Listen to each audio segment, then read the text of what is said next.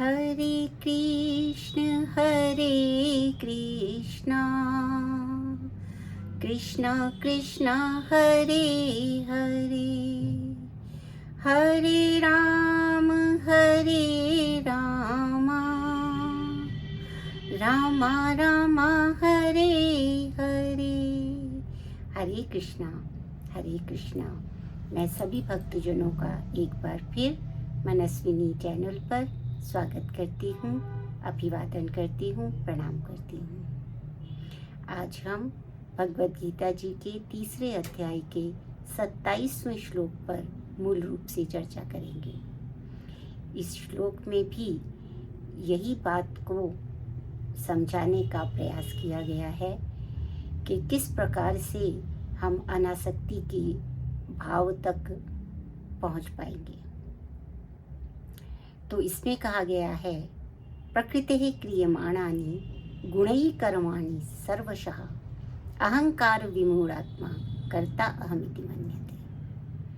अर्थात इस भौतिक सृष्टि में जो जीव है वो अपने अहंकार से मोहग्रस्त होने के कारण अपने आप को कर्ता मान रहा है, और क्योंकि ये सारे कार्य अपने अज्ञानवश वो नहीं समझता है कि ये सारे कार्य वास्तव में प्रकृति के गुणों के अनुसार हो रहे हैं, और प्रकृति भी जो ये कार्य करती है वो भगवान की उसमें के अधीन होकर करती है।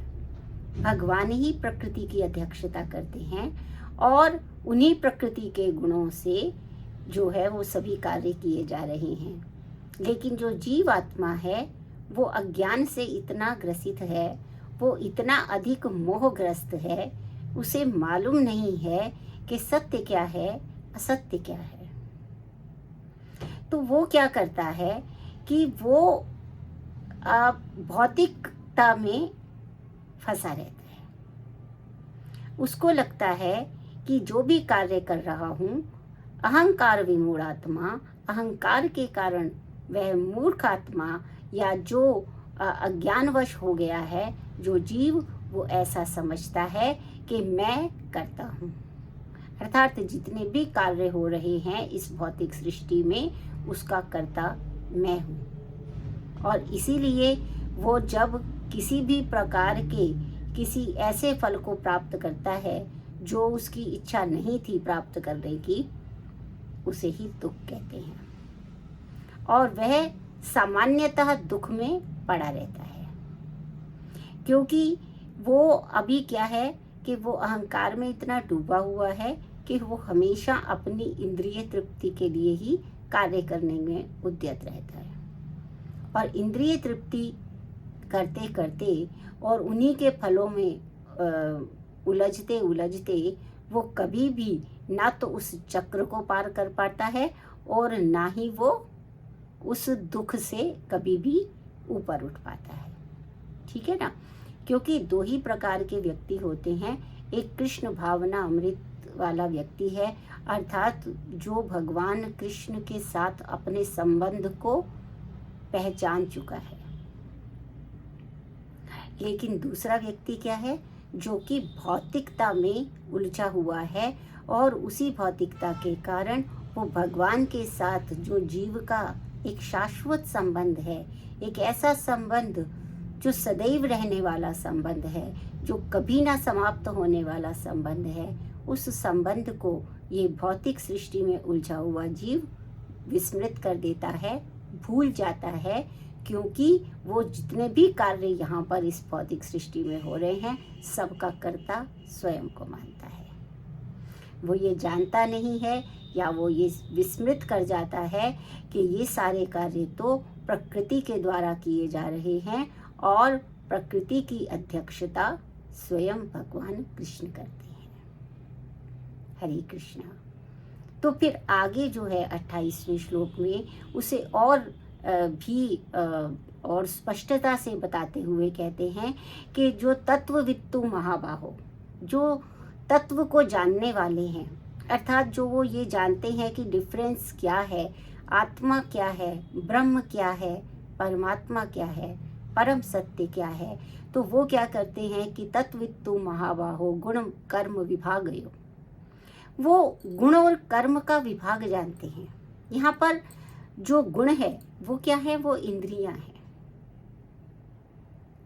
और कर्म क्या है, ये जो गुण कर्म है ये क्या है कि जो भौतिक कामनाएं हैं, जो भौतिक प्रभाव में के अंतर्गत जो कर्म आते हैं, उनके विभाग को वो जानता है। और फिर वो ये भी जानता है कि गुणा गुणेषु वर्तन्ते, ठीक है, ये जो गुण हैं वो गुणों में ही बार बार अनुवर्तन करते रहते हैं। अर्थात ये जो इंद्रियां हैं ये बार बार इंद्रिय तृप्ति की तरफ ही जो है वो आकर्षित होती रहती हैं। इंद्रियां एक विषय से दूसरे विषय पर चलती रहती हैं। तो गुणा गुणेषु वर्तन्ते, अर्थात जो इंद्रियां हैं वो अपने जो जिस चीज की उनको इच्छा है उसी तृप्ति के लिए काम करती रहती है। ऐसा समझकर जो तत्ववित्त है, अर्थात जो ये जानता है कि जीव क्या है, आत्मा क्या है और परमात्मा क्या है, ऐसा परम सत्य जानने से वो आध्यात्मिक हो जाता है, अर्थात अपने अधिकरण में आ जाता है और अपने संबंध को भगवान से, उसका क्या शाश्वत संबंध है, इसको समझ पाने में वो पूरी तरह से समर्थ हो जाता है। तो इति मत्वा न सज्जते, जो तत्ववित्त लोग हैं, जो इस परम सत्य को जान गए हैं, वो ऐसा मानकर कि जो इंद्रियां हैं वो सदैव इंद्रिय तृप्ति के लिए दौड़ती रहेंगी और गुण कर्म का विभाग क्या है, अर्थात प्रकृति के गुण कार्य करते हैं और जो भी कर्म हो रहा है वो प्रकृति के द्वारा ही हो रहा है, ना कि उसको जीव कर रहा है। अर्थात जीव करता नहीं है, कर्तापन जो है वो प्रकृति के गुणों में है, किंतु प्रकृति जो है वो भगवान की अध्यक्षता में कार्य करती है। ऐसा जानने वाला व्यक्ति जो है उसे तत्ववित्त की संज्ञा दी गई है। और ये जो तत्ववित्त है ये कभी भी इस गुण कर्म के विभाग को समझने के बाद न सज्जते, अर्थात वो इंद्रियों में आसक्ति वाले भाव के साथ नहीं रमता है। जितने भी भौतिक कार्य हैं, जो भी कर्म हैं, वो उसके कर्म सकाम नहीं रहते हैं। वो सकाम कर्म का अर्थ होता है कि आसक्ति, किसी ना किसी वस्तु की जब इच्छा होती है, जब हमें किसी भौतिक वस्तु से प्रेम होता है और हम उस प्रेम के, भौतिकता के प्रेम के वश में जो कार्य किए जाते हैं वो सारे सकाम कर्म कहलाते हैं। वो सारे आसक्ति उत्पन्न करने वाले कर्म हैं।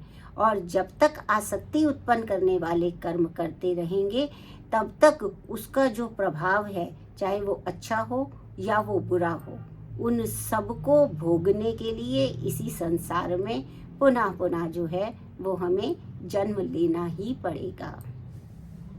इसलिए इस सकाम कर्मता को त्याग कर निष्काम कर्म की ओर यदि बढ़ना है तो तत्ववेता होने का प्रयास करना चाहिए, ताकि गुण और कर्म के विभाग को समझा जा सके और इस बात को समझा जा सके कि इंद्रिय कहलाती इसलिए है क्योंकि वो विषयों के पीछे भागती रहती हैं।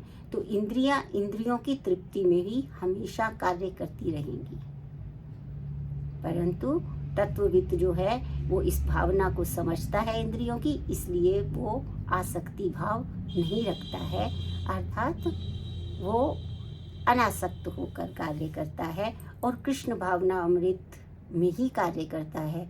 वो समझता है कि भगवान के साथ उसका शाश्वत संबंध है और वो संबंध है स्वामी और दास का। वो दास है और भगवान जो है उसके स्वामी हैं, और इसलिए उसके कोई भी जो कर्म है वो स्वयं नहीं कर रहा है, वो और उसके सभी कर्म जो हैं वो भगवान की इच्छा तृप्ति के लिए ही होने चाहिए, भगवान को ही समर्पित होने चाहिए, ना कि उसे अपनी इंद्रिय तृप्ति के लिए कार्य करना चाहिए।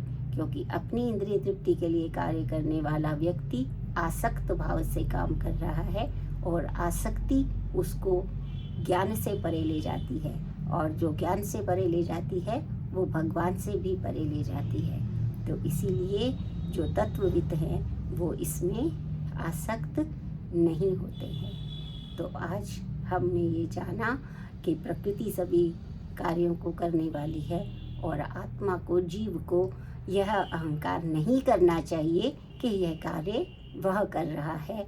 उसे मालूम होना चाहिए कि प्रकृति भगवान की अध्यक्षता में ही सभी कार्य करती है, और इंद्रियां केवल अपनी इंद्रिय तृप्ति के लिए भागती हैं। इसलिए उस इंद्रियों को भौतिक विषयों की ओर भागने से रोकने के लिए केवल और केवल भगवान में ही उनका नियोजन करना चाहिए। हरे कृष्णा, हरे कृष्णा।